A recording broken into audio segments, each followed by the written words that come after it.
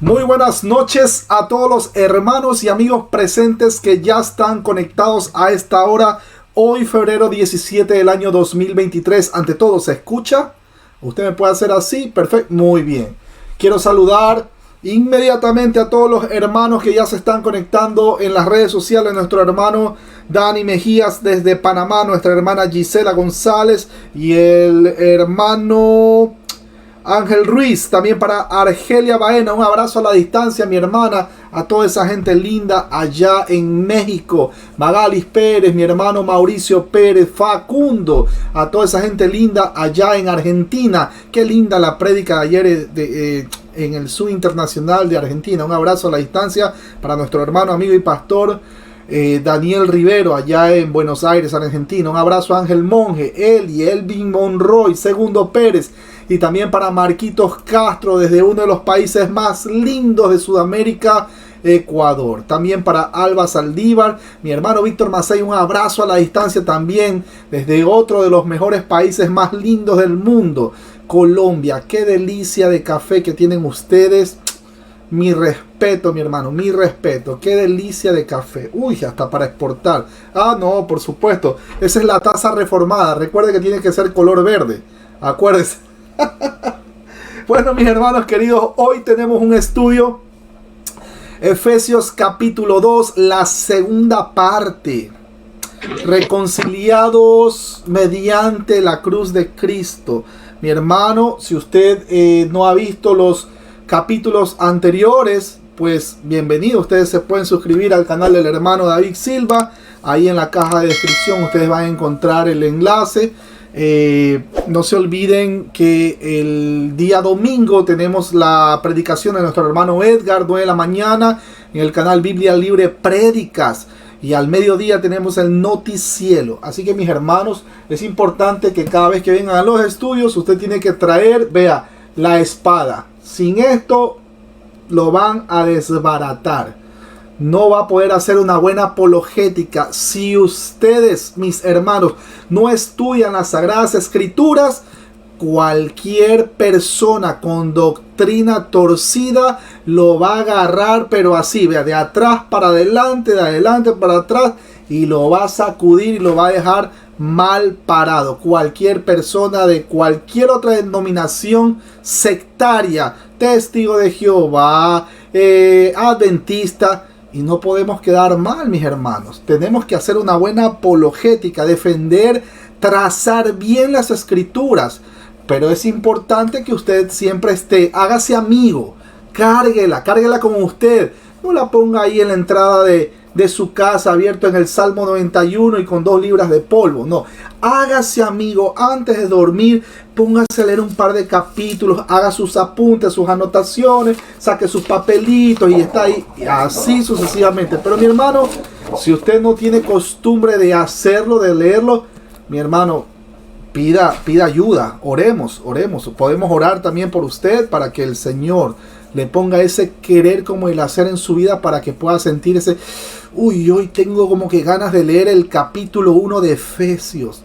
¿Qué dirá el Padre Celestial en ese capítulo? Hoy quiero ver Efesios capítulo 2. ¡Wow! Y voy a corroborar lo que el hermano David en esta transmisión menciona, expone, pero con las escrituras. Así como los cristianos de Berea siempre tienen que cuestionarse. ¿Será verdad lo que está exponiendo tal predicador? ¿Será verdad? ¿Será mentira? Todo tenemos que ponerlo ante la lupa, ante la palabra de Dios. Es el filtro por el cual el cristiano tiene que estar constantemente comparando, viendo, analizando, indagando, escudriñando, escarbando. Ah, perfecto, eso es. Bueno, para no alargarle, mi hermano, la introducción, ¿qué les parece si vamos a orar primero y de ahí pasamos rápidamente a la lectura de Efesios capítulo 2, segunda parte, desde el 11 al 22. Bendito y amado Padre Celestial, Creador de los cielos y de la tierra, te damos muchísimas gracias porque tú has permitido que podamos reunirnos a esta hora con los hermanos. Sé que para muchos ha de ser quizás un poco difícil poder llegar a tiempo a estos estudios o poder conectarse o engancharse por cualquier inconveniente, cualquier factor exógeno que se escape de sus manos. Padre, sin embargo, esta transmisión queda grabada para que ellos puedan ser edificados más adelante, viendo esto por diferido. Rogamos, anhelamos que ellos puedan ver, que puedan asimilar, comparar, pero también compartir. No solamente que se queden con ese banquete, con ese pan de vida, sino que también no sean mezquinos, sino que puedan compartir ese pan con todas las demás personas que aún no te conocen. Ponemos en oración para que seas tú dando ese querer como el hacer, para que cada una de estas personas pueda llevar este mensaje a cualquier rincón del planeta. En el nombre de Jesús te lo suplicamos. Amén y amén. Mi hermano Víctor Macei, ¿qué le parece Efesios capítulo 2? Para los hermanos que están viendo la transmisión, lo voy a poner en pantalla. Efesios capítulo 2, versículo del 11 al 22. Parece cortito, pero hay mucho material, mi hermano, que analizar. Lo pongo en pantalla. Listos, un cordial saludo para todos nuestros amigos, nuestros hermanos conectados en este momento desde cualquier lugar del mundo, en Colombia, en América Latina, y espero que de verdad este estudio sea de provecho para todos nosotros. Dice Efesios capítulo 2, versículo 11.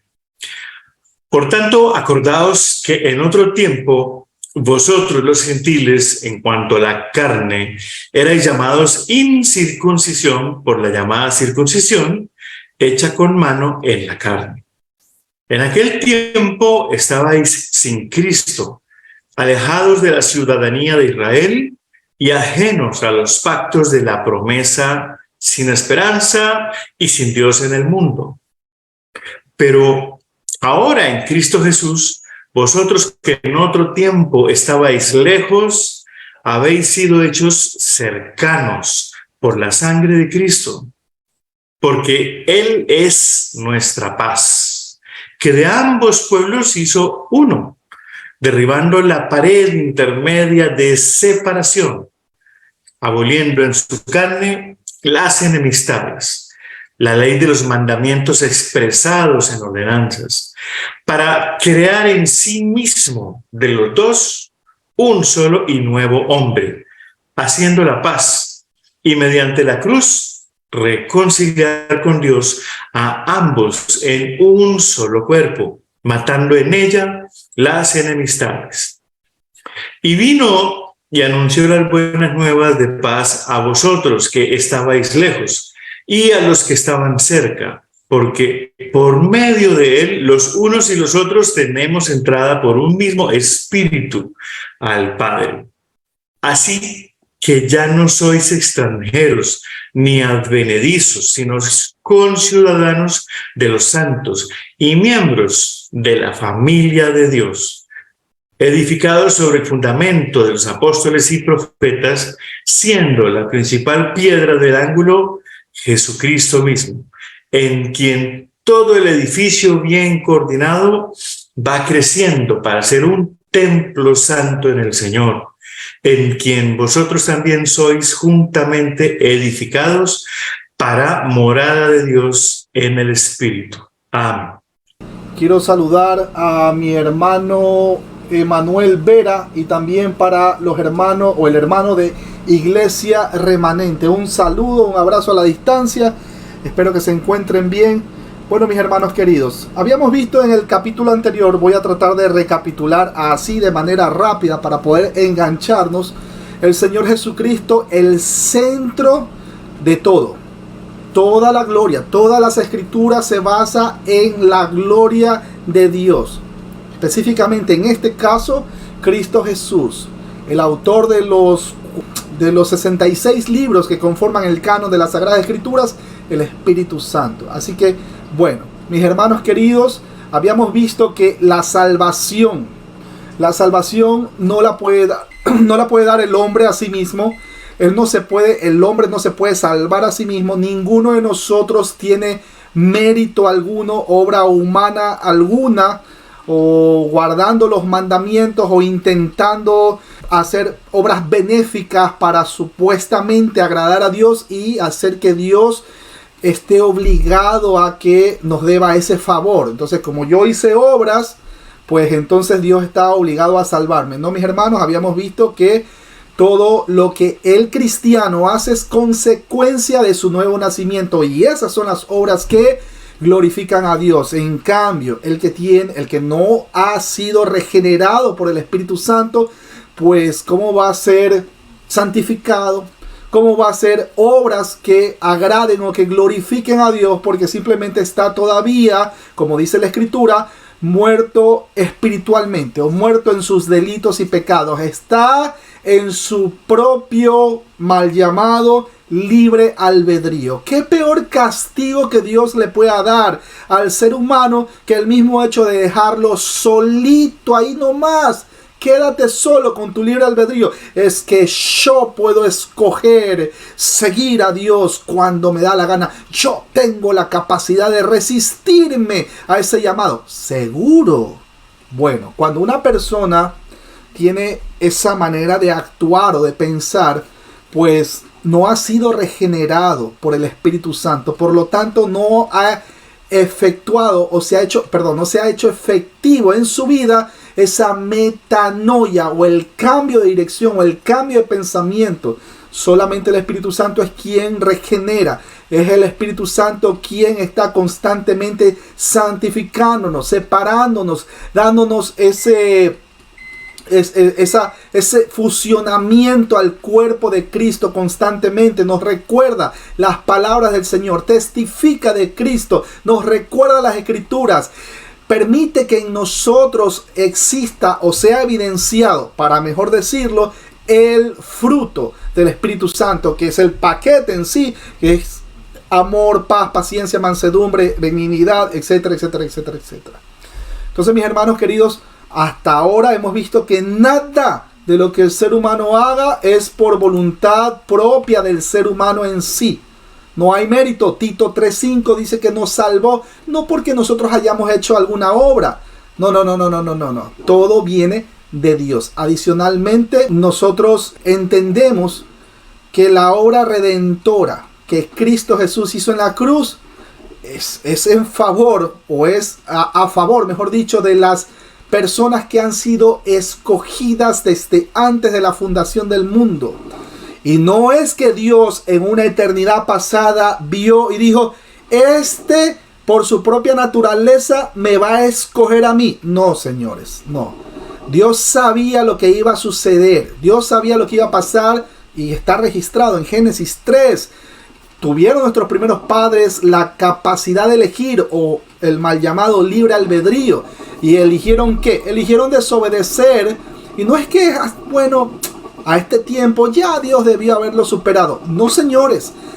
Dios es un Dios santo 3 veces. Lo que pasó en Génesis no es algo así tan sencillo como para que, ¿por qué Dios guarda resentimiento con la raza humana? No, señores. No, señores. Algo se murió desde Génesis 3 para acá. Es la parte espiritual del ser humano. Entonces ninguno puede escoger a sí mismo levantarse de entre los muertos. No, señores. Ya habíamos visto la diferencia entre Egeiro y Anastasis. Y se pusieron unos ejemplos. Ahí está la persona esta que estaba coja en Hechos capítulo 3.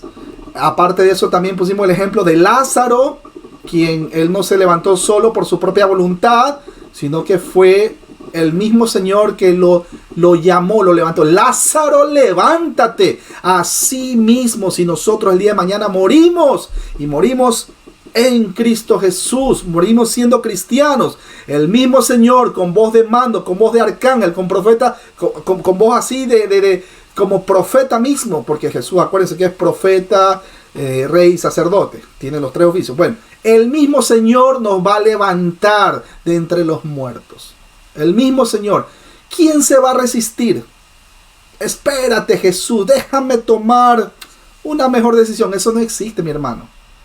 No existe eso de que voy a tomar mi propia decisión o déjame yo resistirme. Eso no existe, mi hermano. Pero bueno, vamos entonces, perdón, silencié sin querer el micrófono. Pero bueno, mis hermanos, vamos entonces, lo pongo en pantalla. Por tanto, acordaos de que en otro tiempo vosotros, los gentiles, en cuanto a la carne, erais llamados incircuncisión, por la llamada circuncisión, hecha con mano en la carne. Cuando el texto menciona ahí, por tanto, acuérdense que eso es como una bisagra de una puerta, ¿no? Está concatenado o unido a otra idea que precede. Pablo a menudo usa esta palabra para comenzar una nueva unidad literaria, edificando en las verdades combinadas de las unidades previas. Corroboramos Romanos capítulo 5 versículo 1 y Romanos 8:1. Esta es la tercera verdad mayor de la sección doctrinal de Pablo. La primera era la decisión eterna de Dios basada en su carácter lleno de gracia. La segunda era la desesperanza de la humanidad caída, salvados por el acto de gracia de Dios a través de Cristo Jesús, la cual debe revivirse y vivirse por gracia. Ahora, la tercera, que es la voluntad de Dios, siempre ha sido la salvación de todos los seres humanos, ambos, judíos y gentiles. Génesis capítulo 3, versículo 15. Alguien me va a decir, bueno, ¿y cuál es la diferencia entre judío y gentil? Lo explico brevemente. A lo largo de la historia, mis hermanos queridos, ha existido dos pueblos. Judíos, los que nacieron dentro del sector o lo que le llaman actualmente el Estado de Israel, y los que nacieron fuera de Israel, judíos y gentiles. Hasta ahí, para ponerlos en contexto. Cuando de ambos pueblos el Espíritu Santo lo levanta de esa muerte espiritual, ya sea a personas del lado de los judíos o personas del lado de los gentiles, esa persona viene a ser llamada, no viene a ser llamada judío mesiánico, eso está mal dicho. De hecho hay una secta así, los judíos mesiánicos. Eso inició en el año 60, eso ya lo vimos en otros videos anteriores. No es que el judío va a ser judío mesiánico o el gentil judío, o sea, como que no tiene sentido. No, son llamados, o vienen a ser, mejor dicho, vienen a ser llamados cristianos o ungidos pequeños. Seguimos, mis hermanos queridos. Entonces, ningún humano intelecto, o sea, el gnóstico, entendió esas verdades reveladas. Cuando el texto menciona acordaos, esto es un imperativo presente activo. Esto significa que a los gentiles se les ordenó a continuar recordando su alineación de Dios previa. Cuando el texto menciona de que en otro tiempo vosotros, los gentiles, en cuanto a la carne, esto es literalmente naciones o etnos. De ahí viene etnia. Y se refiere a todas las personas que no son del linaje de Jacob. En el Antiguo Testamento, el término naciones, o sea, Gojín, era una manera despectiva de referirse a todos los que no eran judíos. Cuando el texto menciona erais llamados incircuncisión, aún en el Antiguo Testamento, este rito era una señal externa de una fe interna. Levítico lo corrobora, capítulo 26, versículos 41 y 42. Deuteronomio, capítulo 10, 16 y Jeremías 4, 4. Los judaizantes de Gálatas, recuerden que ya vimos el libro de Gálatas. Si alguien no lo ha visto, no saben el banquete que se están perdiendo. Bueno, ahí está en el canal. Los judaizantes de Gálatas, de manera errada, acertaban que esto todavía era la voluntad de Dios y que era indispensable para la salvación. Ellos ponían cargas pesadas de la ley o el ministerio de muerte a la obra perfecta de Cristo Jesús en la cruz. Gálatas capítulo 2, versículos 11 y 12 para corroborar.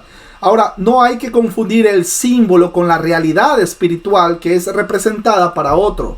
Hechos 2:38 para corroborar. Todas las diferencias se han dejado de lado a favor de la unidad común en el Espíritu Santo de Dios. Pues todos sois hijos de Dios por la fe en Cristo, porque todos los que habéis sido bautizados en Cristo, de Cristo estáis revestidos. Ya no hay judío, ni griego, no hay esclavo, ni libre, no hay varón ni mujer, porque todos vosotros sois uno en Cristo Jesús. Gálatas capítulo 3, versículos 26 y 28 para corroborar. La unidad, mis hermanos, la unidad de la iglesia no es como la de una organización material, sino como un cuerpo espiritual. Pero ahora la tienen como una empresa familiar, y este pasaje se enfoca en la idea de esa unidad espiritual. Dios en su soberanía escogió a los judíos para que fuesen su pueblo especial, pero, una vez más, pero lamentablemente Israel nunca cumplió con ese llamado, sino que prefirió condenar a los gentiles en lugar de testificarles. Recuerden que Pedro tenía tal actitud arrogante hacia los gentiles antes de recibir la visión de los animales impuros que el Señor le ordenó comer. Ustedes recordarán Hechos capítulo 10, versículo del 9 al 16, si mal no recuerdo. El apóstol Pedro explicó más adelante al centurión romano Cornelio y a los de su casa: vosotros sabéis cuán abominable es para un varón judío juntarse o acercarse a un extranjero, pero a mí me ha mostrado Dios que a ningún hombre llame común o inmundo. Gálatas capítulo 2, versículo 11 y 14. El desprecio de los judíos hacia los gentiles se justificaba a veces desde un punto de vista humano, porque a lo largo de su historia sufrieron opresión y persecución recurrente de parte de los gentiles, quienes con frecuencia veían a los judíos como un pueblo para esclavizar y explotar.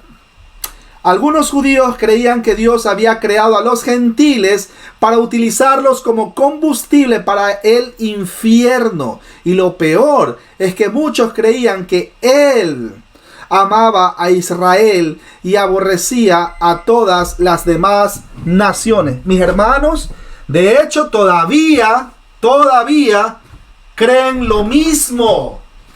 Algunos judíos, y voy a repetir, creían que Dios había creado a los gentiles para utilizarlos como combustible para el infierno. Y lo peor es que muchos creían que Él amaba a Israel y aborrecía a todas las demás naciones.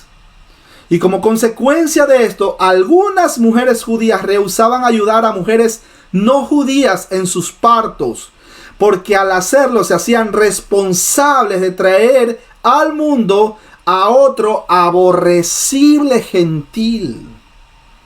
Como decía, al día de hoy, mis hermanos queridos, los judaizantes desprecian a los cristianos, no por su racismo, sino por sus ideologías sectarias de poner la ley por encima de la gracia. Qué triste. Es algo que está pasando. Ustedes vayan a una comunidad o a un sector donde hayan judíos y usted intente predicar de Cristo Jesús, pues mis hermanos, usted va a recibir insultos. En el mejor de los casos recibe insultos. En el peor de los casos lo van a sacar a bala, porque no toleran que usted les hable de Cristo Jesús como el Mesías. Imagínense si usted le dice que no solamente es el Mesías, sino que también es la segunda persona de la deidad, que es Dios. Uy, Dios mío, eso es como para que, bueno, si va a hacerlo, ore primero, ore. Cuando el texto menciona la llamada circuncisión hecha con mano en la carne, de esta forma nuestro hermano Pablo descalifica la jactancia judía al recalcar que la circuncisión no es más que solo una señal externa. Levítico capítulo 26, versículo 41 para corroborar, Deuteronomio 10:16, Jeremías 4:4 y Ezequiel 44:7. Lo cierto es que la circuncisión nunca había sido la marca o una marca de la relación personal con Dios. Para los judíos o cualquier otro ser humano, recordamos el texto bíblico que dice, pues no es judío, y atento con ese texto, mis hermanos, pues no es judío el que lo es exteriormente, ni es la circuncisión la que se hace exteriormente en la carne, sino que es judío el que lo es en lo interior, y la circuncisión es la del corazón, en espíritu, no en letra. La alabanza del cual no viene de los hombres, sino de Dios. Cuando ahí dice no en letra, no está diciendo no vas a ser judío porque tú intentas guardar el día sábado o cualquier otro mandamiento dado en Éxodo capítulo 20. Y de paso quererte justificar ante Dios intentando guardar los mandamientos de Éxodo 20. No. Ninguno se puede justificar. Ya habíamos visto Romanos capítulo 3. Ahí menciona al detalle. Bueno, esto lo corroboramos en Romanos capítulo 2, versículo 28 y 9. Gálatas 5, 6 y Gálatas 6, 15. Versículo 12 dice, en aquel tiempo estabais sin Cristo, alejados de la ciudadanía de Israel y ajenos a los pactos de la promesa, sin esperanza y sin Dios en el mundo. La Reina Valera del año 1960 y la Dios habla hoy dice sin Cristo. La versión Biblia de Jerusalén dice lejos de Cristo. Esto es literalmente en fundaciones separadas. Estas pocas frases nuevas muestran la impotencia y desesperanza de los gentiles sin Cristo. Este es un participio perfecto pasivo, el cual significa han sido y continúan siendo excluidos, mi hermano. Ninguno que esté fuera de Cristo tiene esperanza. Hechos 4:12 lo corrobora. Fuera de Cristo no hay salvación. Así usted haya nacido en el mismo lugar donde nació el Señor Jesús. Así usted haya nacido en Tierra Santa. Si usted no se arrepiente, si usted no tiene esa regeneración del Espíritu Santo, simplemente va a arder por la eternidad, por los siglos de los siglos, de los siglos y de los siglos. En el Antiguo Testamento, este término se refería a residentes no ciudadanos con derechos limitados, o sea, extranjeros. Los gentiles habían sido y continúan siendo separados, alejados del pacto de Yahweh o Jehová. Aunque no existía diferencia moral entre judío y gentil, como lo muestran en los versículos del 1 al 10, sí había una diferencia en el trato de Dios con ellos como hombres. Ustedes recordarán en el Antiguo Testamento. Es más, Dios tuvo demasiada misericordia con el pueblo de Israel en el Antiguo Testamento. Demasiada misericordia. Demasiada. Pero bueno, ya ese es otro tema que hablaremos más adelante. Así que mis hermanos, seguimos. Antes que Cristo viniese, los judíos, y escuche bien la expresión, fueron, tiempo pasado, el pueblo de la promesa de Dios, mientras que los gentiles como pueblo estaban separados de Dios en 5 sentidos diferentes. Primero, estaban en Cristo, separados por completo, estaban sin Cristo, separados por completo del Mesías, Por tal razón no tenían esperanzas mesiánicas en un Salvador o en un Libertador. En segundo lugar, los gentiles eran un objeto de alineación espiritual debido a que estaban alejados de la ciudadanía de Israel. Dios había organizado su pueblo escogido como una teocracia, una nación de la que Él mismo era el rey y señor. Él dio a esa nación su bendición, su protección y amor especial. En tercer lugar, los gentiles eran alineados espirituales porque no tenían un pacto con Dios. Eran ajenos a los pactos de la promesa. En cuarto lugar, los gentiles estaban alineados espiritualmente porque vivían sin esperanza. Los que están sin Cristo, alejados de la ciudadanía y ajenos a los pactos de la promesa, también carecen por completo de esperanza. La esperanza verdadera solo puede basarse en una promesa verdadera, sobre la confianza en alguien que puede llevar a cabo lo que promete. En quinto lugar, y más importante por cierto, los gentiles eran objeto de alineación espiritual porque estaban sin Dios, ateos en el mundo. Acuérdense, theos, T-H-E-O-S, theos, Dios. Pero al ponerle ustedes la partícula a antes a la palabra ateo, o sea, sin Dios. No es que hubieran sido ateos intelectuales, porque la mayoría creían en muchos dioses. Algunos eran panteístas y creían que la divinidad estaba en todas las cosas, animadas e inanimadas. El problema no era que los gentiles carecían de Dios, sino más bien que ellos, y escuche bien, ellos no tenían al Dios verdadero, ni siquiera lo conocían. Aunque los creyentes tenemos muchas penalidades y pruebas en el mundo pecaminoso presente y están asediados de continuo por el sistema engañoso de Satanás, ellos tienen la esperanza segura de un mundo futuro que es perfecto y libre de pecado. Recordar que no es que uno va a ser bendecido por una nación o por el hecho de haber nacido en un lugar específico en la tierra. Debemos tener en claro eso, mis hermanos, que son los tipos y sombras.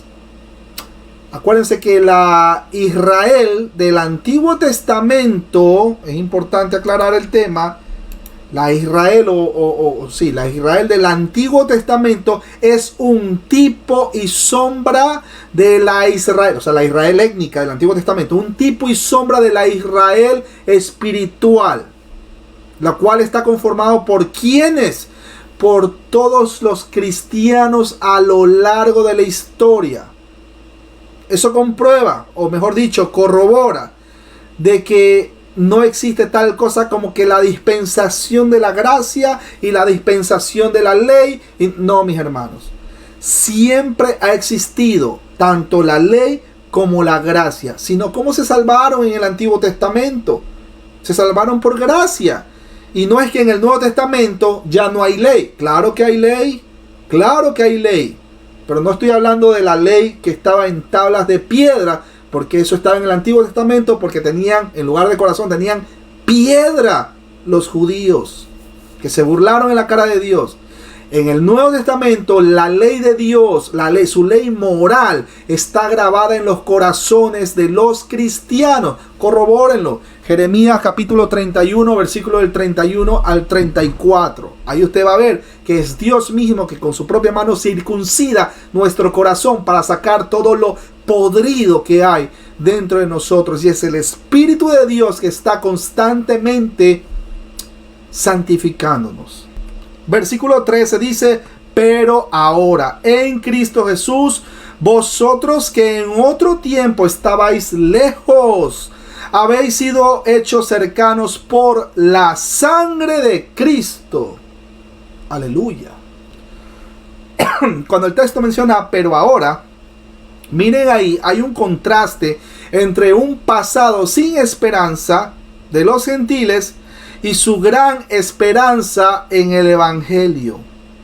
Cuando el texto menciona: vosotros que en otro tiempo estabais lejos, habéis sido hechos cercanos.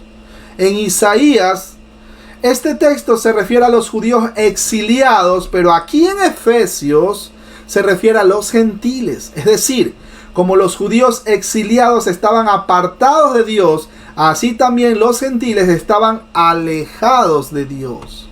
El término lejos era un término judío común que se empleaba en los escritos rabínicos para describir a los gentiles, quienes estaban, por cierto, alejados del Dios verdadero.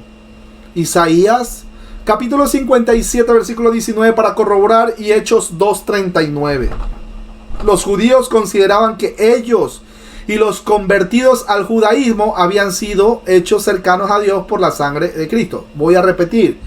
Los judíos consideraban, o creían, mejor dicho, que ellos y los convertidos al judaísmo habían sido hechos cercanos a Dios por la sangre de Cristo.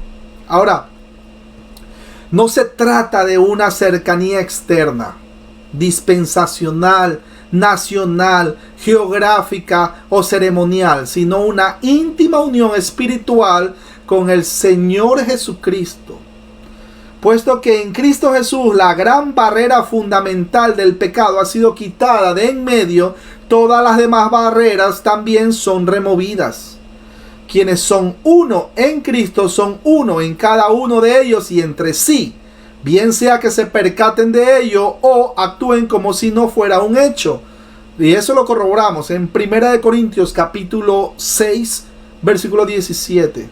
El propósito de participar de la cena del Señor es que recordemos el sacrificio que nuestro Señor hizo, no solo para acercarnos a Él, sino también entre nosotros como hermanos, y podamos compartir el pan día a día. Que siempre nos acordemos que somos un solo cuerpo, amalgamados, pegados, fusionados en Cristo Jesús. Ahora, al quitar nuestro pecado, Cristo nos da una paz con otros y acceso a Dios. Versículo 14 dice: porque Él es nuestra paz, que de ambos pueblos hizo uno, derribando la pared intermedia, de separación. Este versículo tiene 3 adjetivos. El primero es un indicativo presente, o sea, ya que Jesús continúa haciendo y proveyendo nuestra paz.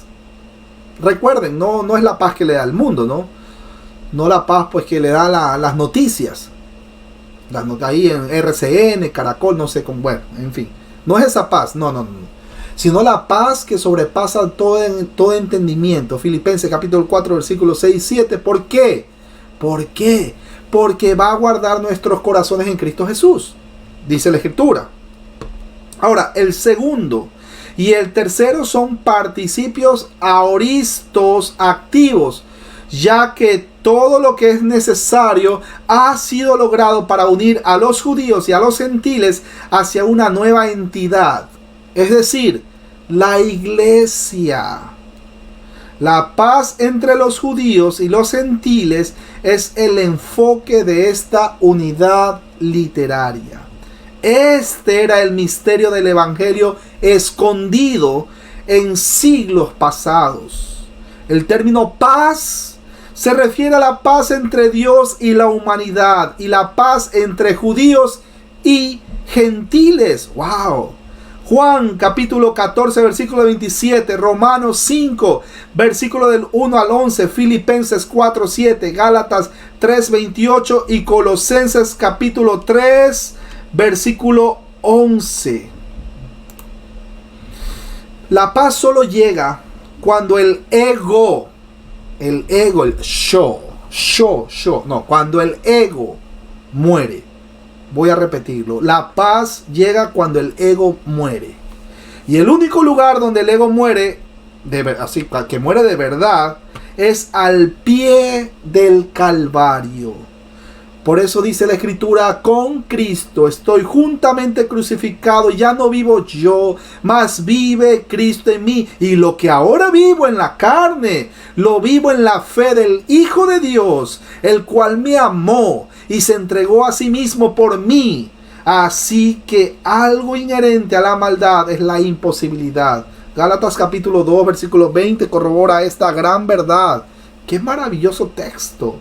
Ya que el pecado, como decía, tiene la característica básica del egoísmo, y el egoísmo por definición fomenta la división y, por cierto, el desorden.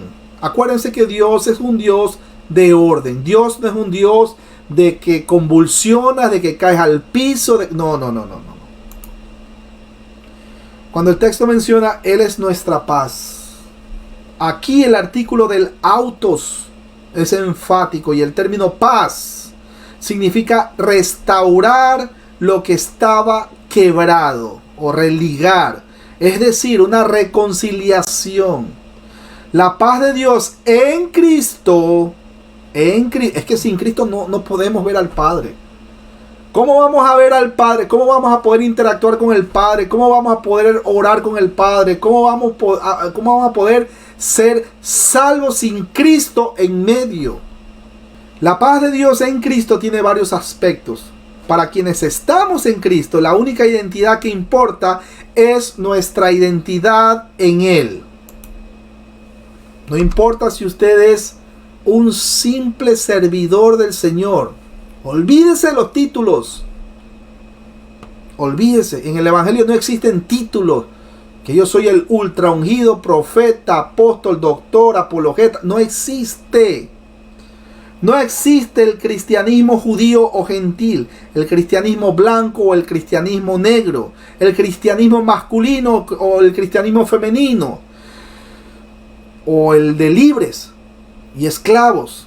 No. Solo existe un cristianismo, porque nuestro único Señor solo tiene una sola iglesia. La pared intermedia de separación alude a la división que separaba el atrio de los gentiles del resto del templo. Ustedes recordarán, ¿no? Ustedes se acuerdan del tabernáculo, cómo estaba diseñado, ¿no? Después les comparto una foto. Entre ese atrio y el atrio de los israelitas había un aviso que decía: ningún gentil puede pasar por la barricada que rodea el santuario. El que sea sorprendido en tal acto será culpable de su propia muerte en consecuencia. Esta barrera física ilustraba la barrera de hostilidad y odio que también separaban a estos dos grupos. Era tan recalcitrante, y perdón la expresión, era tan recalcitrante esto, que hasta un judío que llevara un gentil a la parte restringida del templo se arriesgaba a ser ejecutado, como le sucedió a Pablo. Ustedes recordarán que aunque no lo había hecho, ciertos judíos de Asia lo acusaron de llevar a Trófimo a la parte interior del templo, y por eso lo habrían matado con piedras. No pasó, no sucedió, ustedes recordarán, porque en ese momento fue rescatado por los soldados romanos. Eso lo vimos en el estudio de Hechos, y si mal no recuerdo, capítulo 21, versículo del 27 al 32. La Reina Valera del año 1960 dice que de ambos pueblos hizo uno. Otras versiones de la Biblia dice: Él ha hecho de ambos pueblos uno. Los creyentes ya no son judíos o gentiles, sino cristianos. Ni los gentiles y escuchen bien esta parte que es muy importante, ni los gentiles adoptan costumbres de judíos, como usar el kipá, el shofar, y ni los judíos adoptan costumbres de gentiles, como bailar bachata o comer arepa de chicharrón con cerdo. No. Gálatas capítulo 3 versículo 28 para corroborar, y Colosenses capítulo 3 versículo 11. Somos uno en Cristo, no para intercambiar costumbres ni practicar ritos que practicaban los gentiles, ni tampoco ritos que practicaban los judíos, por si acaso, ¿no? Cuidado con estar teniendo ahí la bandera de Israel en su casa y con la estrella de David y esas cosas, ¿no? Cuidado. No tenemos, el cristiano no tiene absolutamente nada que ver con el Estado de Israel. Absolutamente nada. Cuidado. Y oramos por Israel, por cierto, ¿no? Porque si no se arrepienten, pues ya sabemos dónde van a pasar la eternidad. Este era el misterio de Dios revelado en esta carta. Y este siempre ha sido el plan de Dios. Escogió a Abraham para escoger un pueblo y para escoger un mundo. Y por cierto, este es el tema unificador del antiguo y el nuevo pacto. Génesis capítulo 3 versículo 15. Génesis 12, 3. Y también Éxodo capítulo 19 versículos 5 y 6 para corroborar. Versículo 15 dice: aboliendo en su carne las enemistades, la ley de los mandamientos expresados en ordenanzas, para crear en sí mismo de los dos un solo y nuevo hombre, haciendo la paz. La versión Reina Valera del año 1960 dice aboliendo. Otras versiones de la Biblia dice ha abolido. Este término abolir, katargeo, en el original griego, katargeo, ese término abolir es uno de los favoritos de Pablo y literalmente significa hacer nulo y anulado o no tener afección. Romanos capítulo 3, versículo 31 para corroborar, Romanos 6, 6 y Colosenses 2, 14. Hago una pausa ahí para preguntar ahí o interactuar con mi hermano, no sé, mi hermano Víctor Macei, por ejemplo. Porque van a haber personas que van a decir, ¿cómo es eso de que abolió y que los mandamientos expresados? Y no, pues sí, Jesucristo dijo, yo no he venido a abolir la ley, sino a cumplirla. ¿Qué opina usted, mi hermano? Porque aquí está diciendo Pablo que ha sido katargeo, o sea, ha sido... ya quedó sin efecto. Está hablando del Éxodo 20. Sabemos que ahora la ley moral de Dios, ¿dónde está? En el corazón. Pero ¿por qué entonces dicen los judaizantes específicamente? No, pero es que tienes que seguir guardando todos los mandamientos del Éxodo 20 porque Jesús dijo, yo no he venido a abolir la ley, sino a cumplirla. ¿Qué opina usted, mi hermano Víctor Macei, mientras me preparo un cafecito? Bienvenido.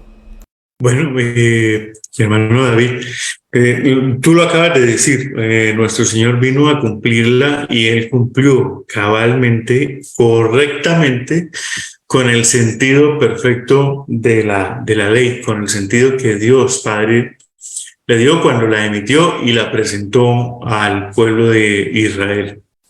Nosotros, por estar en Cristo Jesús, estamos cumpliendo la ley. Además, toda la palabra, cuando uno la escudriña, servirá que la ley también fue escrita en nuestros corazones para la esencia, la razón de fondo, la razón real de la ley, la pudiéramos cumplir con la ayuda del Espíritu Santo.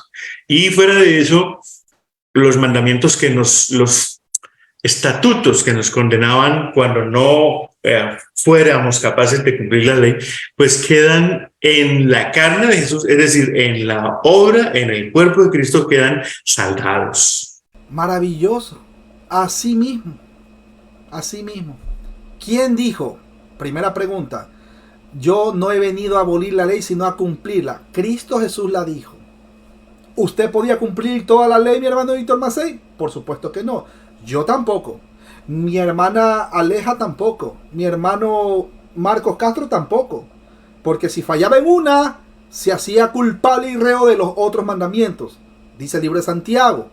Entonces, Lucas 16, 16 dice que la ley y los profetas fueron hasta Juan. Pero los judaizantes quieren arrastrarnos nuevamente al Sinaí. ¿Para qué? Para que es que tienes que guardar los 10 mandamientos y que eso creo. Espérate, pues el que ha nacido de nuevo tiene el corazón ya circuncidado por Dios. La ley moral está grabada aquí. Y entonces cuando Jesucristo dijo, yo no he venido a abolir la ley, claro, pues era el único varón aprobado por Dios, el único varón justo, aprobado por Dios, que podía cumplir con todo el Antiguo Testamento. El único. Ni siquiera los judaizantes podían hacerlo. No podían cumplir ni el primero, ni el amarás a Dios. No podían. Este término katargeo, que significa abolir, es un participio aoristo activo, ya que Jesús ha eliminado totalmente. Ahí lo acabó de decir mi hermano Víctor Macei. Porque mi hermano Víctor Macei ha estado en los estudios de Romanos, ha estado en los estudios de Gálatas, se ha suscrito al canal. Compartan, denle like. Este término katargeo es un participio aoristo activo, ya que Jesús ha eliminado totalmente la sentencia de muerte de la ley del Antiguo Testamento. Pero esto no significa que el Antiguo Testamento no es inspirado y la revelación no sea importante para nosotros. No, cuidado. Pero que sí significa, ojo, que la ley no es el medio de salvación. Eso está claro. Nosotros por la ley no vamos a ser salvos. Somos salvos por gracia, por medio de la fe en Cristo Jesús. Y esto no es de nosotros, no es mérito de nosotros, esto es don de Dios. Mateo capítulo 5, versículos 17 al 19 para corroborar, Colosenses 2, 14, Hebreos 8, 13, Romanos 4 y Gálatas 3. Ya lo habíamos visto, perdón. El nuevo pacto está basado en un nuevo corazón y espíritu, no la actuación humana de códigos legales. Jeremías, lo mencioné, capítulo 31, versículo del 31 al 34, y Ezequiel, ese es otro texto maravilloso, apúntelo si quiere. Ezequiel, capítulo 36, versículo del 22 al 36. Los judíos creyentes y los creyentes gentiles ahora tenemos la misma posición, la misma. Ni uno es más, ni uno es menos. Tenemos la misma posición frente a Dios. O sea, la justicia de Dios, porque no se trata de la justicia del hombre, se trata de la justicia de Dios atribuida a Cristo Jesús. Todas las leyes ceremoniales que distinguieron y separaron a los judíos de los gentiles fueron obliteradas.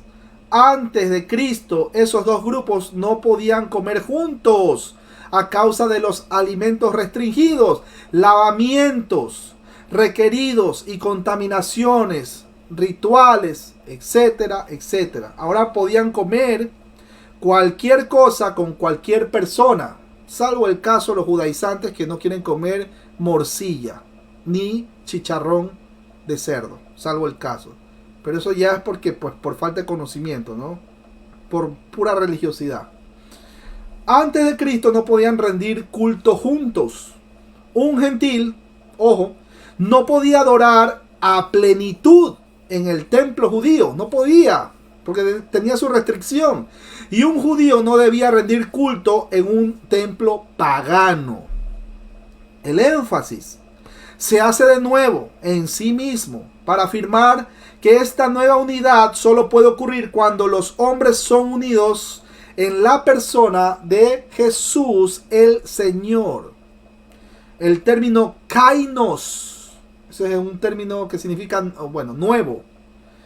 No se refiere a algo recién completado, como se puede decir de un automóvil que acaba de salir de la línea de ensamblaje, siendo uno más entre muchos otros iguales. Esta palabra nuevo se refiere a una diferencia de clase y cualidad. Un modelo nuevo totalmente y diferente a todo lo que existió antes. El nuevo hombre en Cristo no solo es un judío o gentil, que además de eso ahora es cristiano, sino que esa persona es nueva porque ya no es judío y ya no es gentil. Ahora es cristiana. Versículo 16, y mediante la cruz reconciliar con Dios a ambos en un solo cuerpo, matando en ella las enemistades. Ahí tenemos esa palabra reconciliar. El término griego significa transferir a una persona de un estado de ser a otra. Pero esto implica cambio de posiciones contradictorias. Romanos capítulo 5 versículo del 10 al 11. y Colosenses capítulo 1 versículos 20 al 22. En un sentido, la reconciliación es el quitar esa maldición de Génesis 3. Dios y la humanidad están restaurados a un compañerismo íntimo, aún en esta vida, en el sistema de este mundo caído, depravado, chueco, pecaminoso. Que por cierto cada vez va de mal en peor, ¿eh? De mal en peor. Y no se sorprendan que van a haber más falsas manifestaciones del Espíritu Santo en este tiempo. Porque ya estamos prácticamente entrando en los dolores de parto. Más falsos avivamientos. Acuérdense, un avivamiento es cuando, pues usted sabe, ¿no? Cuando el Espíritu Santo está trayendo cadáveres espirituales a vida. Un avivamiento no es cantar una canción de manera grupal. Solo canciones, canciones, canciones y cero Biblia. No, mis hermanos. Eso es más de lo mismo. Vaya ahí a las iglesias G12 si usted quiere show. Pero no, eso no es un avivamiento. Cuidado. Esta reconciliación con Dios se expresa en una nueva relación con otros seres humanos y últimamente con la naturaleza. Isaías capítulo 11 versículo 6, Romanos 8 versículo 18 al 23 y Apocalipsis capítulo 22 versículo 3. La reunificación de judíos y gentiles es un ejemplo bello de la obra unificadora de Dios en nuestro mundo. Las palabras que dicen ahí el texto, y mediante la cruz reconciliar con Dios a ambos en un solo cuerpo, mis hermanos, no solo demuestra que judíos y gentiles son juntados, sino que juntos son traídos a Dios. La reconciliación mutua entre ellos es inseparable de su reconciliación con Dios. A medida que ambos son reconciliados con Dios, también se acercan y reconcilian entre ellos uno solo pueblo. Cuando el texto menciona en un solo cuerpo, ahora esta metáfora, no va a faltar alguien que va a decir, ¿y cómo? Pues si el cuerpo de Cristo, no, espérate pues, el Señor está sentado a la diestra del Padre. Pero bueno, cuando dice en un solo cuerpo, esta metáfora de unión es usada en varias formas diferentes en los escritos de nuestro hermano Pablo. Primero, el cuerpo físico de Cristo o el cuerpo de Cristo, que es, o somos, mejor dicho, nosotros, la iglesia. Colosenses 1, versículos 22 y 23, Colosenses 5, versículos del 23 al 30. Segundo punto, tenemos la nueva humanidad de ambos judíos y gentiles. Punto número 3, una manera de referirse a la unidad y diversidades de los dones espirituales. 1 Corintios capítulo 12, versículo del 12 al 13. Cuando el texto menciona mediante la cruz, los líderes judíos querían que la cruz de Cristo fuera una maldición, pero Dios la usó como un medio de redención. Acuérdense que la cruz para muchos es, pues, imagínense, o sea, hay gente que ni siquiera toleran que digan la palabra cruz. Olvídese. Y para otros es locura. Jesús se convirtió en la maldición, o sea, se convirtió en su carroza de victoria, dándole a los creyentes victoria sobre la maldición del Antiguo Testamento. Los poderes malignos y la enemistad entre judíos y gentiles. Gálatas capítulo 3, versículo 13 y Colosenses 2, versículos 14 y 15. La versión Reina Valera del año 1960 dice, matando en ellas la enemistad. Otras versiones de la Biblia dice, así matando la hostilidad a través de ella. La versión Dios habla hoy dice, dio fin a sus luchas. Y la versión Biblia de Jerusalén dice, muerte a la enemistad. Las traducciones muestran que esta frase puede ser entendida en dos formas. Esto es porque el pronombre singular puede ser un dativo masculino, como lo muestra la versión Dios habla hoy y la Biblia Jerusalén. O también puede ser un dativo neutro, como lo muestran otras versiones de la Biblia, versiones revisadas. En el contexto, Cualquiera es posible, pero el énfasis del contexto más grande es en la obra completa, redentora de Cristo Jesús, Señor nuestro. Ahora, ahí tenemos una palabra, yo sé que es difícil de pronunciar en griego, el término reconciliar. Apokatayazo. Repito, apokatayazo. Esa expresión, esa palabra que significa reconciliar es rico en significado porque alude a la idea de pasar por completo de la hostilidad a la amistad. Así de manera drástica. El uso doble de preposiciones como prefijos de apo y kata hace un énfasis en el carácter total de esta reconciliación. Ahí lo vemos en Colosenses capítulo 1, versículo del 19 al 23. Versículo 17 dice, y vino y anunció las buenas nuevas de paz a vosotros que estabais lejos y a los que estaban cerca. Esta es una alusión a Isaías 57, 19 y posiblemente al capítulo 52, versículo 7. Los rabinos, regresando a Isaías 56, 6, usaban esta frase para referirse a los gentiles prosélitos. Aquel quien en sí mismo, nuestra paz, vino y anunció las buenas nuevas de paz a vosotros que estabais lejos y a los que estaban cerca. Ahí tenemos también la palabra evangelizo. O sea, anunció las buenas nuevas.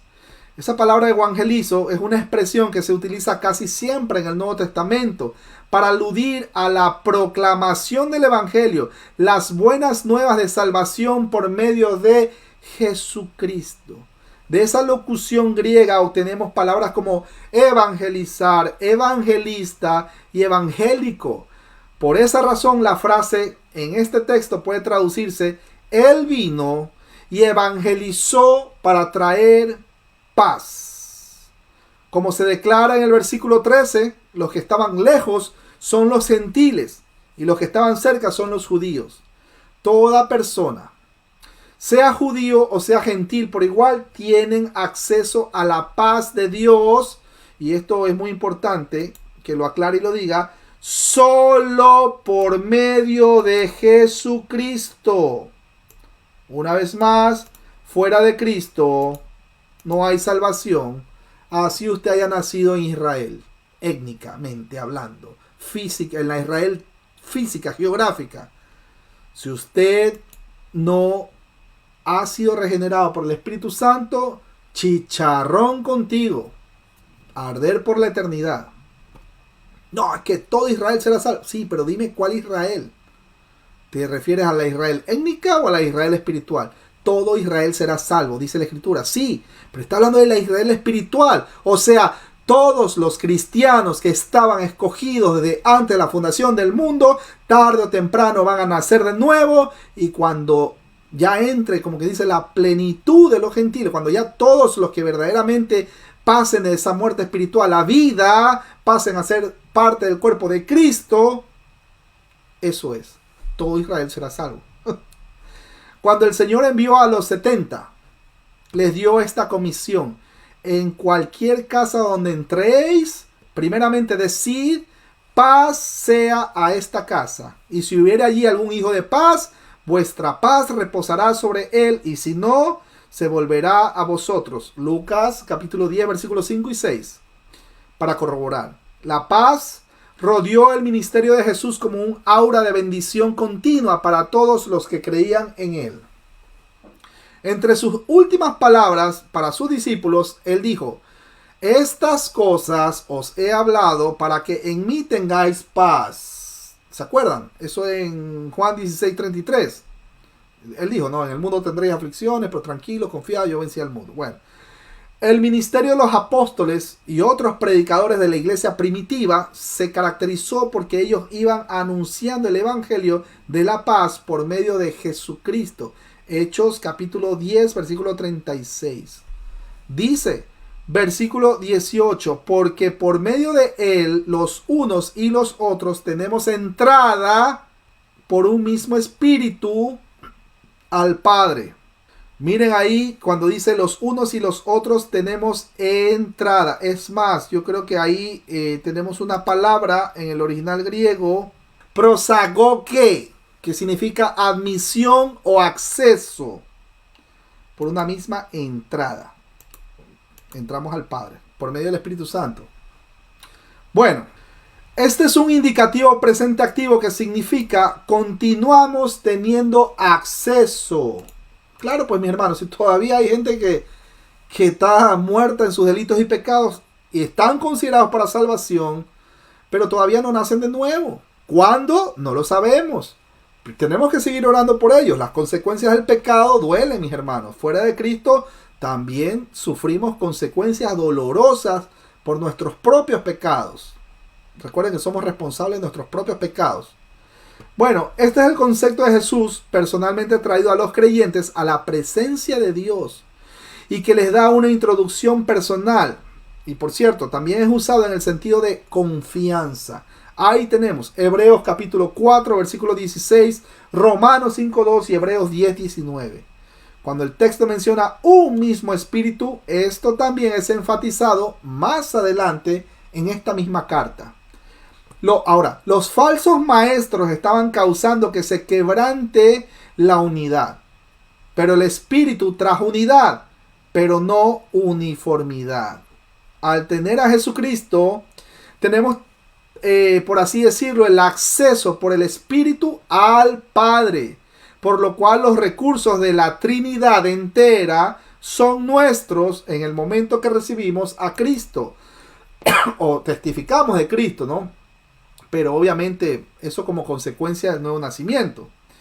No solo recibimos una reconciliación jurídica, sino una relación íntima y real, que tiene valor práctico porque podemos presentar nuestras necesidades al Padre. Padre Santo, el día de hoy me botaron del trabajo y estoy preocupado porque no sé cómo pagar la renta, ejemplo, pero pongo esta petición en tus manos. Yo tengo confianza en que tú eres el proveedor. No sé qué voy a hacer. Voy a seguir golpeando puertas, voy a seguir tratando de buscar trabajo, pero ahí vamos. El término entrada, ahí viene prosagoge, es una palabra que solo se emplea 3 veces en el Nuevo Testamento. En cada caso para referirse al acceso que el creyente tiene a Dios. Imagínense, mis hermanos, a nuestro Señor Jesucristo mismo. Él mismo abriendo la puerta para que vayamos entrando. De hecho, Él dijo, yo soy la puerta, ¿no? Romanos 5:2, para corroborar. En tiempos antiguos se empleaba una palabra similar para describir al oficial de la corte que presentaba al rey las personas que acudían a él. Ustedes recuerdan a los hermanos de José y Moisés frente al faraón. Ustedes recordarán, ¿no?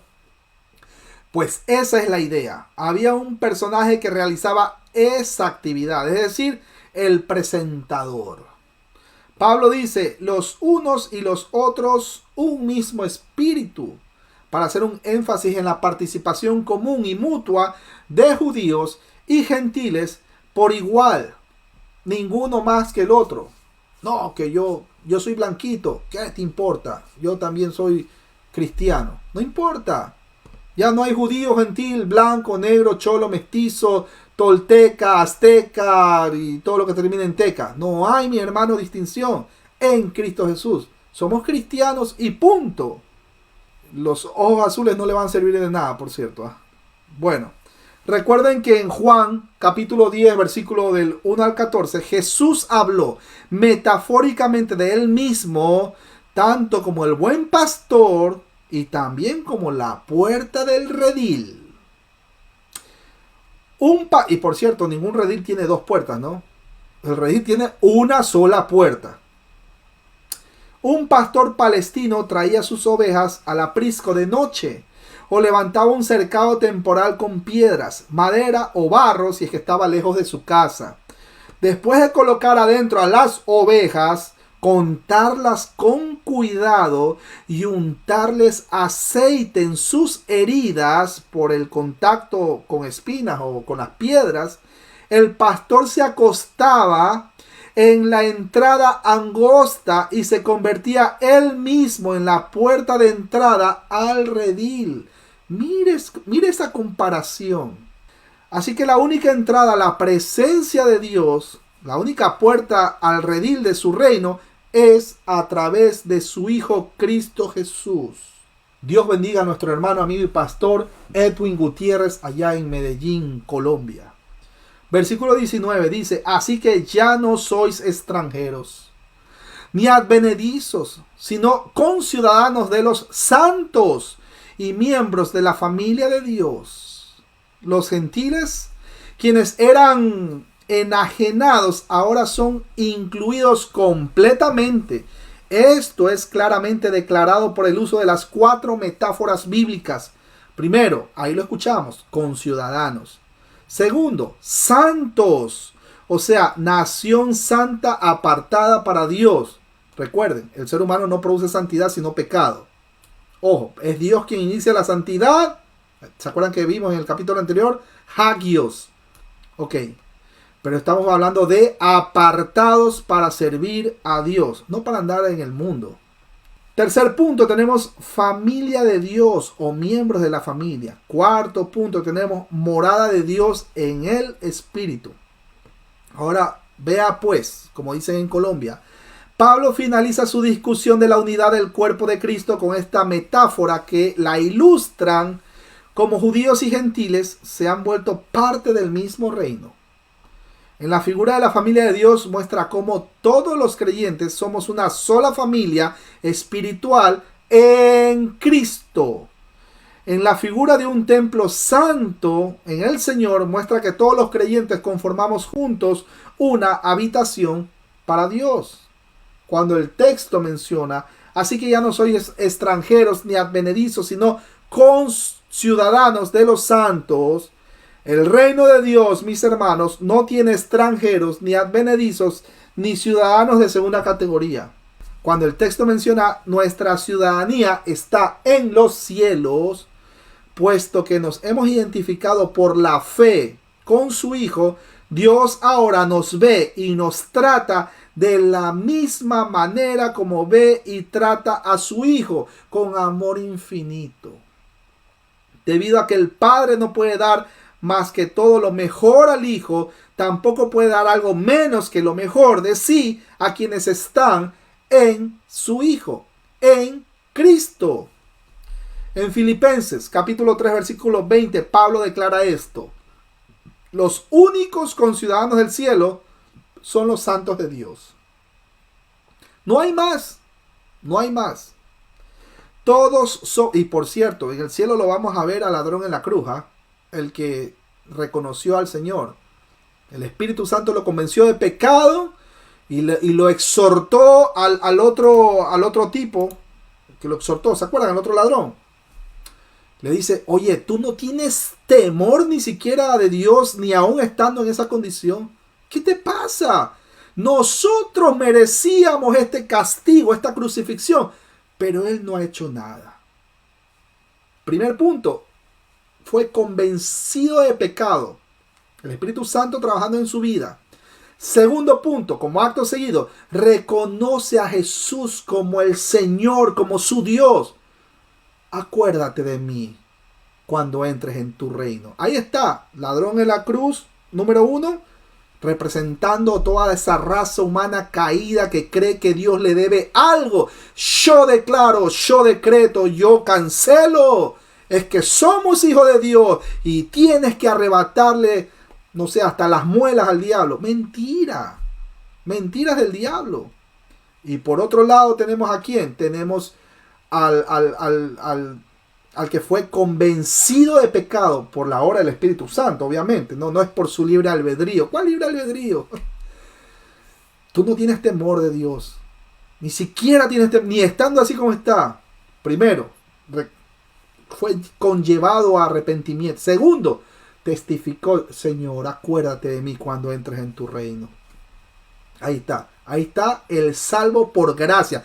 Eso que pasó con los ladrones de la cruz, no es que usted va a vivir sin Dios y sin ley toda su vida siendo un mal padre, y perdón la expresión, un miserable con su familia. Y al final de sus días, me acordé que tengo un hijo regado en la calle.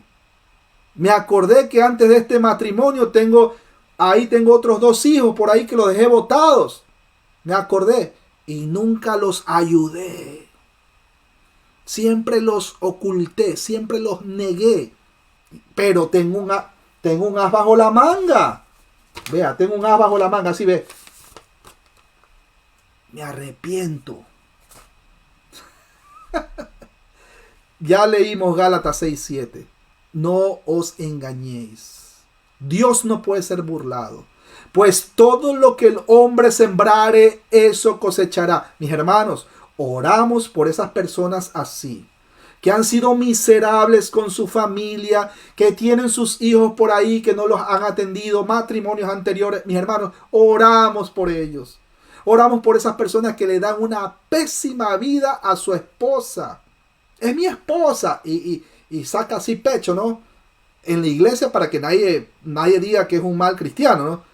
Pero detrás de ella, cuando se va a trabajar, está desnudando a las mujeres en la calle conforme las va mirando. Tengan mucho respeto por la palabra de Dios. No se hagan llamar cristianos si son así. Arrepiéntanse. Arrepiéntanse. Y si ve que usted tiene ese problema, pídale a un cristiano que ore por usted para que sea Dios. Segunda de Timoteo, capítulo 2, versículo 25, con mansedumbre nosotros podemos exhortarlo y podemos orar por usted para que Dios en su misericordia,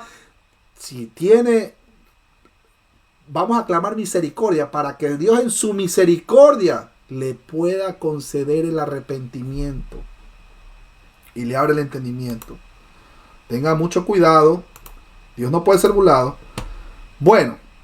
Versículo 20. Edificaos sobre el fundamento de los apóstoles y profetas. Ajá.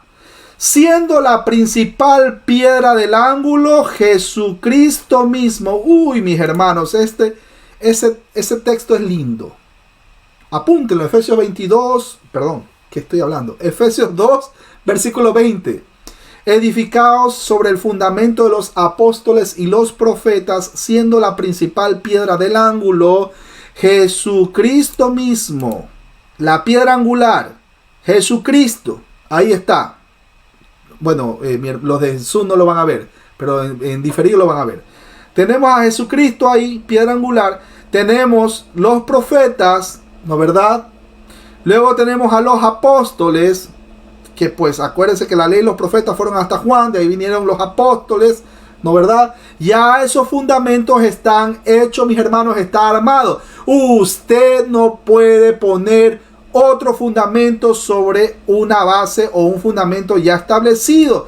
No es que usted va a hacer una exégesis. Cuando va a estudiar sobre Dios, o sea, teología, feos, Dios, logia, estudio de. Cuando va a estudiar teología, cuando va a aprender la palabra de Dios, va a saber de Dios y todo lo que concierne a Dios, feos. Cuando va a estudiar todo esto, usted va a hacer una exégesis, no eisegesis. Va a hacer una exégesis de lo que ya está escrito.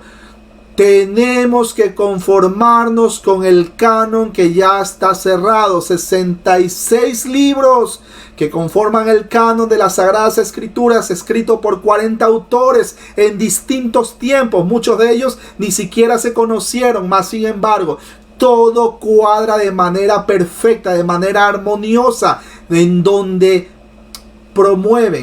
proclaman la gloria de Cristo Jesús. Él es el personaje principal y el autor de este libro sagrado, el Espíritu Santo. Así que, mis hermanos, no podemos poner un fundamento sobre algo que ya está sobre otro fundamento. ¿Cómo pues? Usted puede poner una casa o armar una casa encima de un edificio. Usted no puede hacer eso. Ahora quieren armar unas torres al frente aquí en Nueva York, al lado de las torres, donde fue las Torres Gemelas. Pues tuvieron, y claro, por todo eso, pues usted sabe que se carbonizó, etcétera, etcétera. Bueno, tuvieron que sacar las bases para recién armar otras bases. Pero aquí está diciendo en Efesios capítulo 2, versículo 20, edificaos. O sea, si ustedes van a estudiar las Escrituras, usen lo que ya está escrito. No me venga a hacer una exégesis de sus sueños y visiones. No haga eso. Apocalipsis dice que ninguno puede agregar o quitar a este libro que ya está escrito. Usted tiene que conformarse con el canon de las Escrituras. Ya no hay profetas, ya no hay apóstoles. Habían requisitos para profetas, habían requisitos para apóstoles. Confórmese con el canon que ya está cerrado. Y si alguien dice, Dios me dijo, ese Dios me dijo es una mentira de esta persona que quiere inflar con arrogancia su ego. Así no podemos predicar la palabra. Tenemos que decir, la Biblia dice, cuando el Señor Jesucristo fue tentado por Satanás en el desierto, Él no dijo, bueno, yo opino. No, escrito está, escrito. Y eso que es el Señor, es la segunda persona de la deidad. O sea, es Dios mismo. Él dijo, escrito está, escrito está, escrito está. 3 veces. Y es lo que tenemos que hacer. Sigamos el ejemplo. Escrito está, aquí está el capítulo y versículo. No existe eso de Dios me dijo, tengamos mucho cuidado, por eso con arrogancia. Le pongo el gráfico, ahí está. Edificaos sobre el fundamento de los apóstoles y profetas, siendo la principal piedra del ángulo Jesucristo mismo. Gloria a Dios, aleluya. Regalen un corazón ahí, un like, o diga aleluya, amén. Cuando el texto dice edificaos sobre, este es un participio aoristo pasivo, lo cual significa que la fundación de nuestra fe ha sido completa, final y completamente puesta por el Dios Trino, Padre, Hijo, Espíritu Santo. Las buenas nuevas de Dios fueron proclamadas por los apóstoles y los profetas.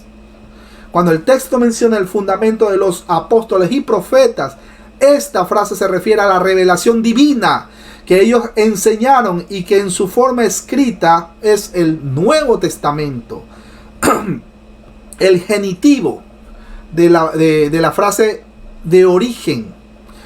En griego se emplea aquí en el sentido subjetivo sentimientos, dando a entender el agente originario. El significado no es que los apóstoles y profetas fueran ellos mismos el fundamento, aunque en cierto sentido lo eran, sino que ellos habían colocado los cimientos. Recuerden, las escrituras, dice la palabra que toda escritura es inspirada por Dios. Theonustos. Fue inspirada, o sea, cuando escribió Pablo las cartas paulinas, fue inspirado por Dios. Ojo con eso, no es que, pues, bueno.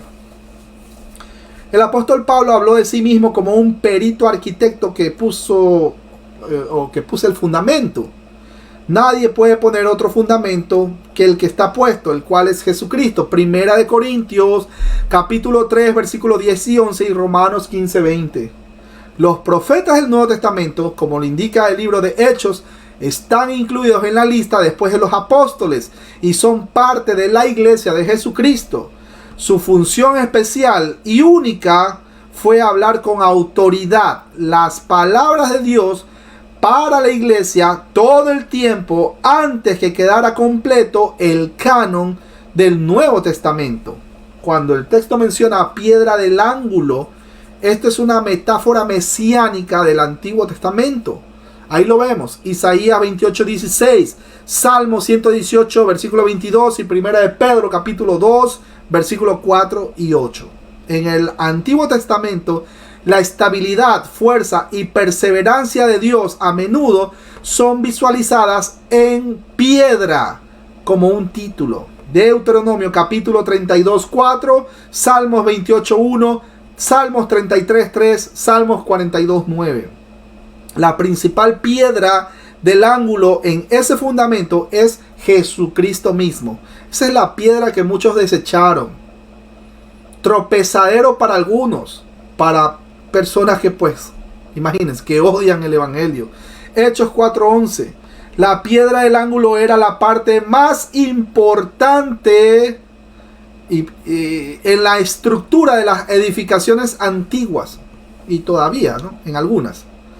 Debía tener la resistencia suficiente para soportar todo lo que se construyera sobre ella.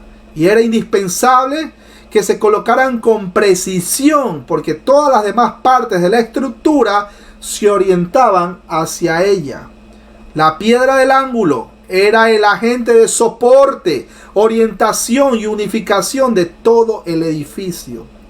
Jesucristo, mis hermanos, es esa clase de agente en el reino de Dios, la familia de Dios y el edificio de Dios. Se utiliza el término griego, apúntenlo, sunarmologeo. Repito, sunarmologeo, que significa bien coordinado.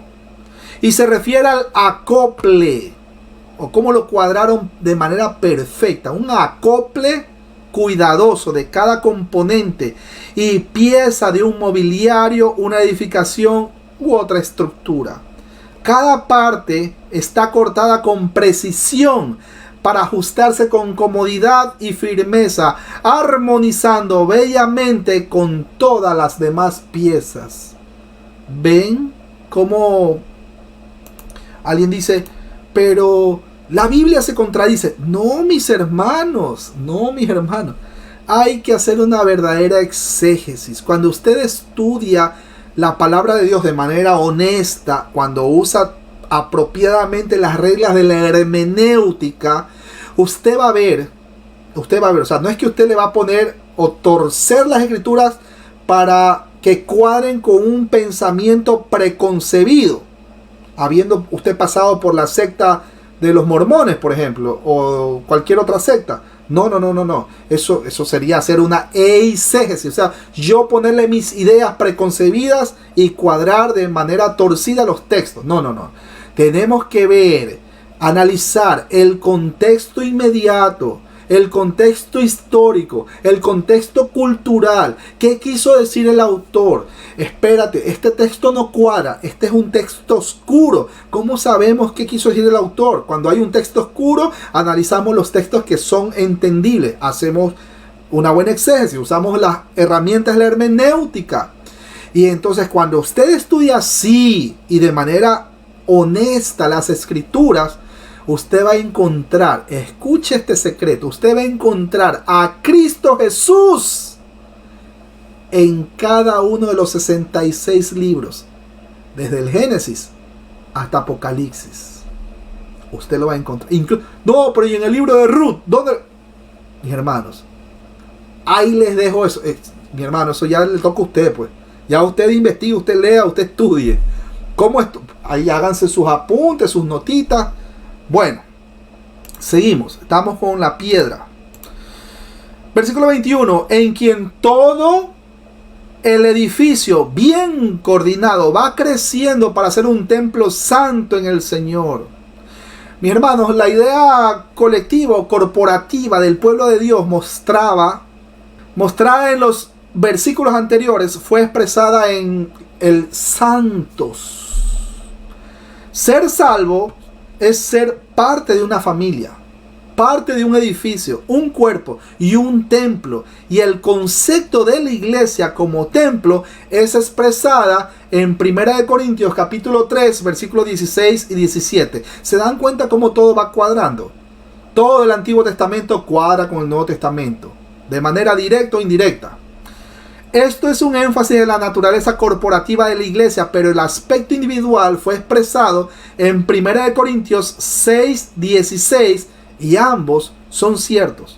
Los verbos tienen el componente sin, S, Y de yate, N, el cual significaba participación unida con. Y ambos son presentes pasivos. Así que Dios continúa edificando. Dios continúa agregando gente que ha pasado de esa muerte espiritual a vida. Lo sigue agregando al cuerpo de Cristo, es cual es la iglesia o la novia. Hay un problema en el manuscrito griego conectado con la frase todo el edificio. Los manuscritos unciales B de bueno, D de David, F y G no tienen el artículo, mientras que A, C y P sí lo tienen. Ahora, ¿acaso Pablo se refería a un edificio grande o varios edificios más pequeños, unidos de alguna u otra forma? Ahora, la cuarta edición del texto griego del SBU, que es un solo edificio único y no está terminado, por cierto, es decir, está en el proceso de crecimiento. Esta metáfora de edificio, aludido al templo espiritual, o sea, el pueblo de Dios, ahí tenemos el vocablo griego hierón, templo. Esto se emplea como el nombre denotando un lugar sagrado. Significa que todo el edificio con sus recintos o alguna parte del mismo, pero para referirse al santuario interior se emplea nos. La evidencia textual favorece la postura de que se refiere a un santuario literal en Jerusalén que ha de ser reconstruido en el futuro. Entonces usted va a decir, ¿cómo? Y espérate, pero y el templo de Jerusalén, que el tercer templo. Mis hermanos, ¿ustedes se acuerdan del templo de Jerusalén?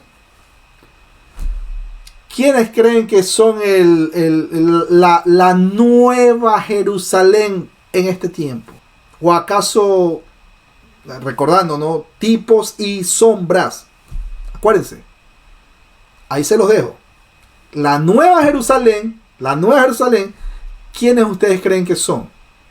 ¿O qué representa la nueva Jerusalén? Ya hay un video de nuestro hermano Edgar. Véalo ahí en Biblia Libre Prédicas. Ojo, la Jerusalén de Antigua era un tipo y sombra de la nueva Jerusalén a este tiempo. Pero ahí se los dejo de investigación.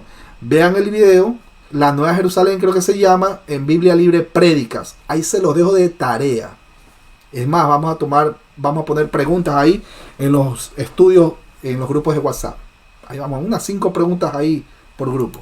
Bueno, versículo 22 tenemos, en quien vosotros también sois juntamente edificados para morada de Dios en el Espíritu. La idea colectiva o corporativa del pueblo de Dios decía que fue mostrada en los versículos anteriores, fue expresada por los santos.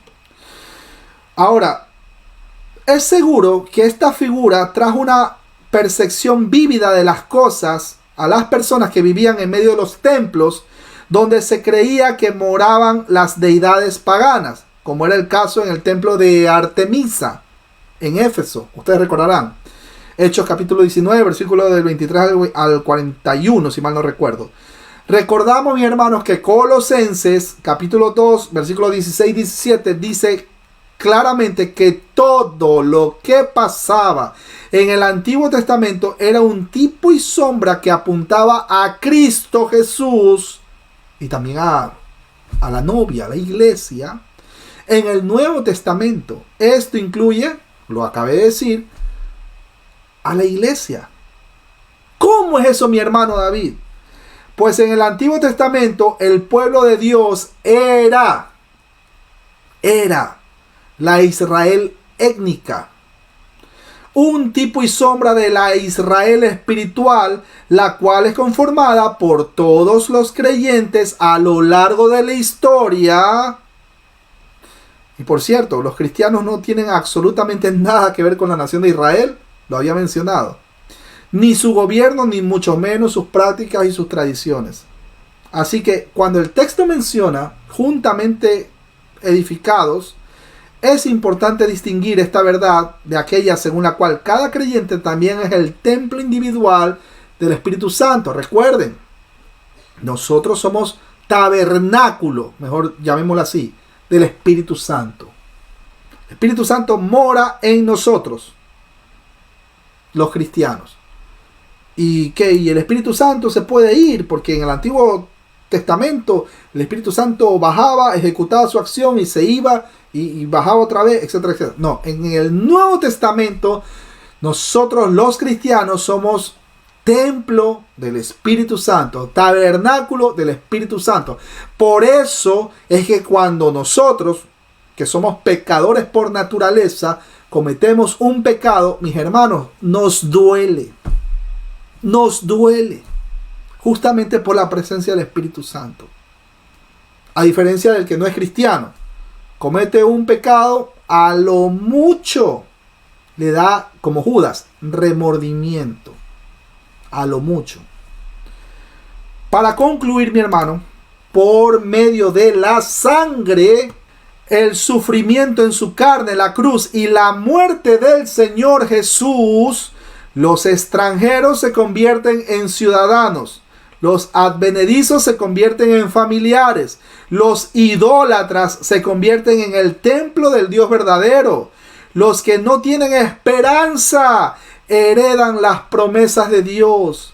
Aquellos que están sin Cristo se vuelven uno en Cristo. Los que estaban alejados son acercados y los impíos que no tienen a Dios son reconciliados con Dios. Por medio de Jesucristo, mis hermanos queridos, hay reconciliación de los hombres con Dios y de los hombres con sus semejantes. Mis hermanos, yo le doy gracias a Dios porque de no ser por el sacrificio perfecto de Cristo Jesús, ninguno de nosotros hubiera tenido esperanza en esta vida. Si Cristo Jesús no hubiera pagado con su vida, no hubiera derramado su sangre, nosotros no hubiéramos quedado tranquilamente con nuestro propio libre albedrío. Y eso es triste. ¿Qué opina usted, mi hermano Víctor Macei, respecto al sacrificio perfecto que hizo Cristo Jesús en la cruz, por el cual ya no hay judío ni griego, ni cholo, ni mestizo, ni blanco, ni negro, ni tolteca, ni azteca, sino que ahora todos somos uno ante Cristo, ante Dios por medio de Cristo Jesús? ¿Qué opina mi hermano Víctor Macei? Bienvenido a Interactuar. Bueno, muchas gracias de nuevo, hermano David. Pues, ¿qué podemos decir de ese sacrificio indimensionable? Que solo ese sacrificio satisfizo la justicia de Dios perfecta, pura. Solo Cristo era capaz de ser el Cordero de Dios perfecto, completamente hombre, perfectamente Dios. Y como ser eterno, pagar por nuestros pecados pasados, presentes y futuros. Como hombre nacido en la tierra, unir al pueblo que él originalmente había delegado las promesas y traernos a nosotros e insertarnos como de ser olivos silvestres en el olivo original. Todo eso se pudo lograr por el sacrificio de Cristo. Hasta Cristo aprendió obediencia y fue perfeccionado, si nos permites la expresión, como hombres, para luego ver fruto, como dice Isaías. O sea, ¿qué no hay en ese sacrificio de Cristo? Todo el amor de Dios, pero toda la justicia de Dios. Y nuestra vida fue ganada por Él ahí, en ese sacrificio. Maravilloso, sí. Y aparte de eso, 33 profecías por ahí se cumplieron. Y la hora perfecta de Cristo Jesús en la cruz, pues tuvo un alcance, tuvo un impacto trascendente hasta el día de hoy. Y pues, mis hermanos, si el Señor no hubiera muerto por los suyos, ninguno de nosotros hubiera tenido esperanza. Ninguno de nosotros hubiera tenido acceso directamente al Padre. ¿Qué pasa si nosotros estuviéramos sin Cristo y Dios viene a vernos directamente, a ver cómo estamos nosotros? Morimos ipso facto, al instante. Sin Cristo, imagínense, ni siquiera, acuérdense la promesa que estos cuerpos corruptos van a ser transformados en cuerpos de incorrupción. cuando sea la segunda venida del Señor. Qué maravilloso. Yo le quiero dar gracias a Dios también por el tema de sus fundamentos. No, por ser la piedra angular. Ya no hay más revelación, lo que hay es iluminación, o sea, entendimiento de las Sagradas Escrituras, de lo que ya está escrito. ¿Para qué vamos a buscar el libro de, no sé, ¿cómo se llama Enoch? ¿Para qué vamos a buscar el libro de Enoch? Oh, es que hay 3 libros de Enoch. ¿Para qué vamos a buscar el libro de Enoch? Si deuterocanónico, si ni siquiera le hemos dado o hemos gastado la lectura, darle todos los días y de aquí para allá para acá, y para por lo menos estar estudiando y leyendo los mapas.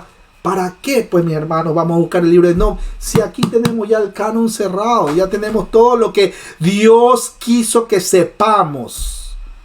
Lo suficiente como para entender que la salvación es netamente por gracia y es de Él la salvación.